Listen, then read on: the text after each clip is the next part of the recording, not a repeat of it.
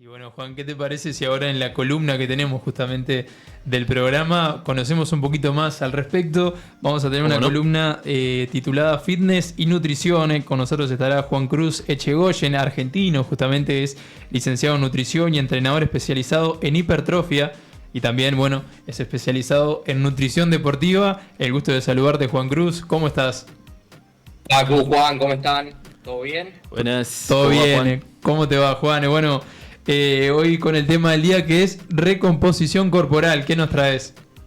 Excelente, bueno, un gusto y gracias por invitarme este rato al programa. La recomposición corporal es un tema que a mí me gusta sacar en este primer encuentro que tenemos, primero porque es un poco lo que hoy estoy haciendo y a lo que me estoy dedicando. Y otro tema también que pasa mucho es, se confunden un poco qué es la recomposición corporal, de qué se trata. Y para que lo que nos están escuchando también nos puedan entender en un principio, es el famoso tonificarse, ¿no? Que en realidad la tonificación de manera fisiológica no es algo que existe, el músculo no se tonifica, sino que el músculo se gana o se pierde, ¿no? Entonces, bueno, la recomposición corporal como definición es justamente un proceso en el que vamos a ganar masa muscular, justamente con un entrenamiento de fuerza bien planificado, y al mismo tiempo vamos a generar un descenso de esa grasa corporal. Ahora bien, ¿es un proceso que se puede dar en todos? No. Se puede dar principalmente en tres tipos de personas. Primero, en esa persona principiante que recién arranca justamente con el entrenamiento, ¿no? que capaz no tiene tantas capacidades desarrolladas, entonces justamente va a responder muy bien ese estímulo del gimnasio y de la fuerza, entonces puede hacer ambas cosas al mismo tiempo.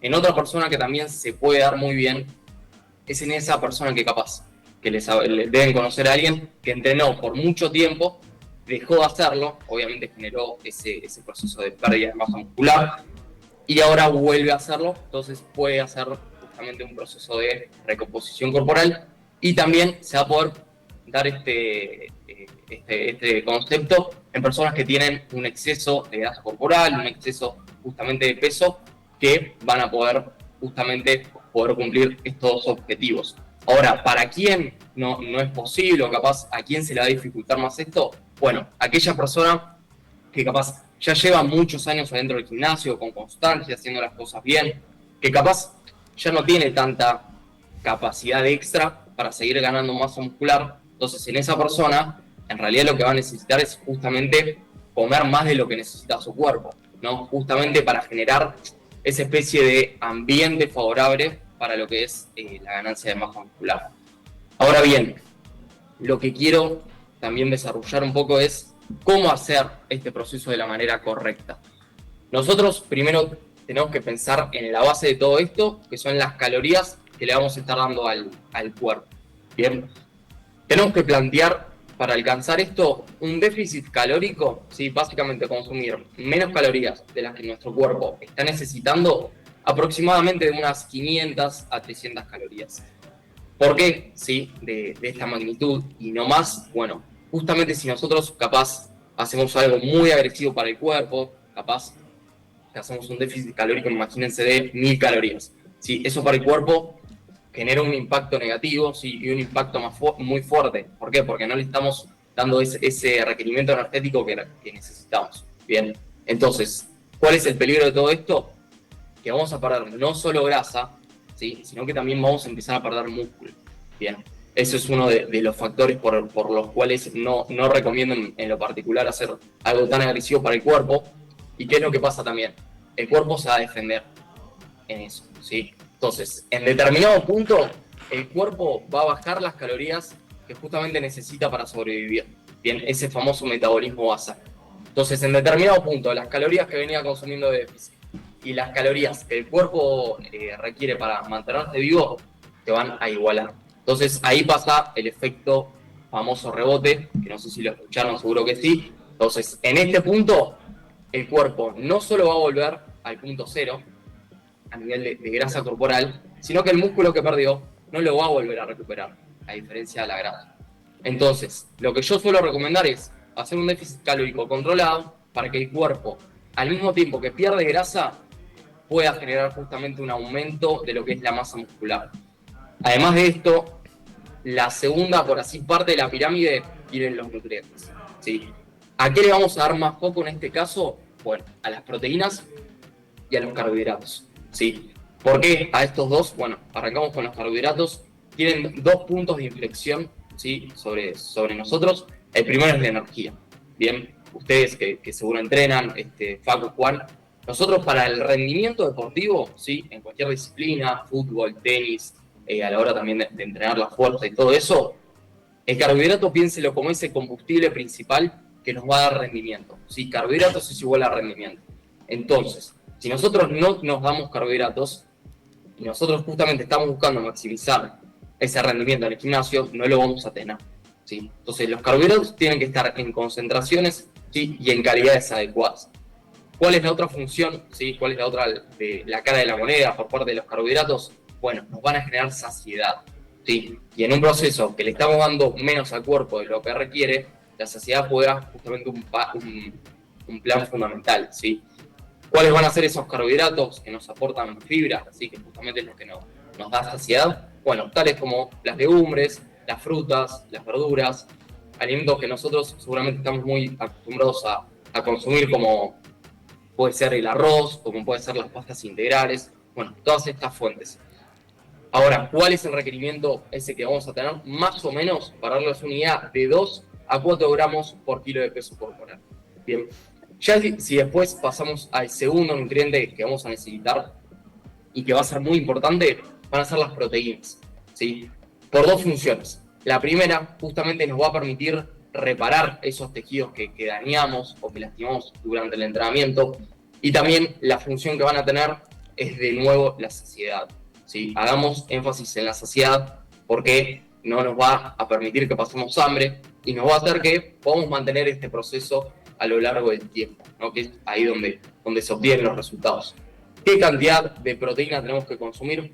Para que se den una idea y que sea algo fácil que les quede, de 25 a 40 gramos de proteína por comida. Diferencien, ojo, un error muy común que pasa es se confunde la cantidad de un alimento, por ejemplo, 200 gramos de carne con 200 gramos de proteína. No, ¿ok? Son 25 o 40 gramos del nutriente, ¿sí? De proteína.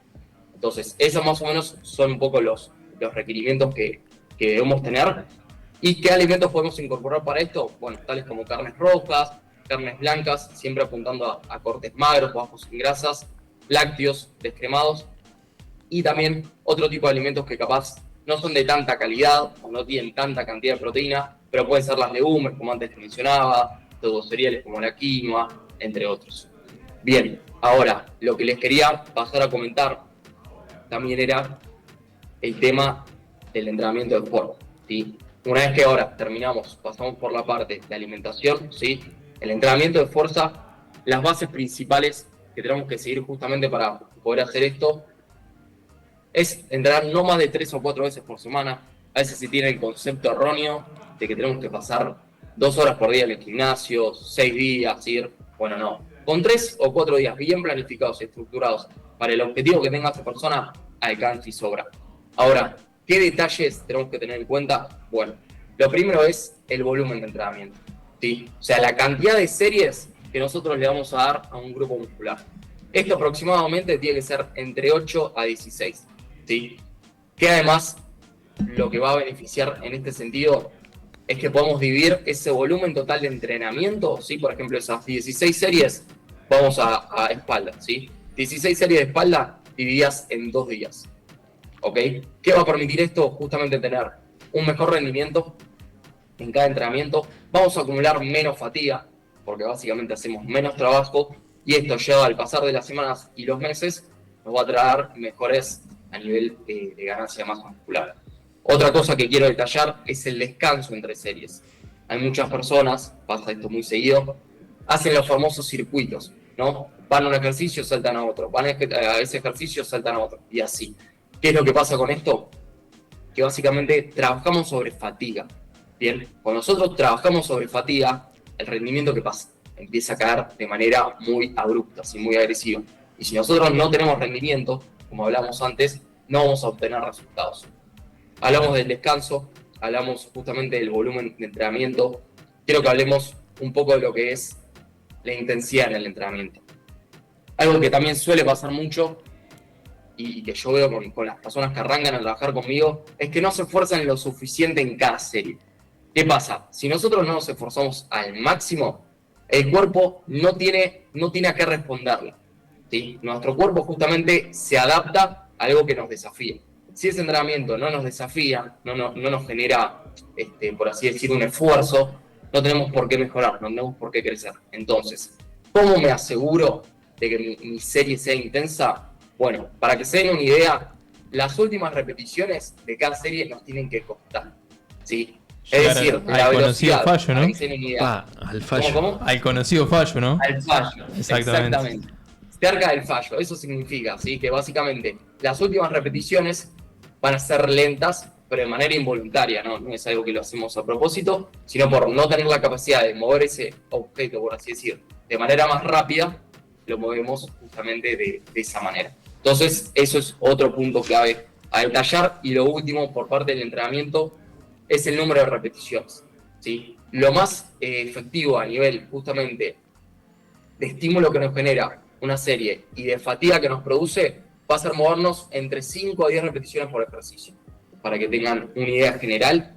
Entonces, hablamos del entrenamiento, hablamos de la alimentación, no nos olvidemos de la última pata de la mesa, que es el descanso, ¿sí?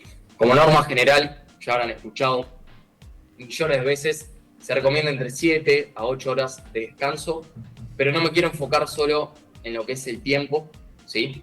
Sino que también me quiero enfocar en la calidad, ¿sí? Como siempre en todo, no es únicamente la cantidad de que hacemos algo, sino la calidad que le ponemos a eso. Y con el descanso, para priorizar una buena calidad, para asegurarnos de esto, lo que les recomiendo que hagan, por ejemplo, para arrancar, nosotros que capaz somos muy del hábito de tomar mate, de tomar café hasta tarde, bueno, tratar de evitar a partir de las 4 de la tarde, sé que se hace difícil, pero bueno, dejar el mate y las bebidas justamente estimulantes con cafeína. Ese es mi primer consejo. El mate por acá, Juan, ¿no? Yo tengo el mate a las 12 de la noche. Pero bueno, con norma general. Después, algo también muy positivo es empezar a dejar las pantallas más o menos 1 hora, 2 horas antes de irnos a dormir.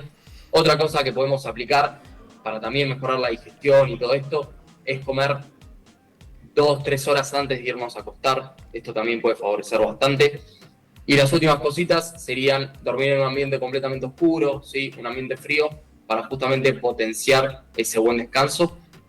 Entonces, hablamos de la calidad del sueño, ¿sí?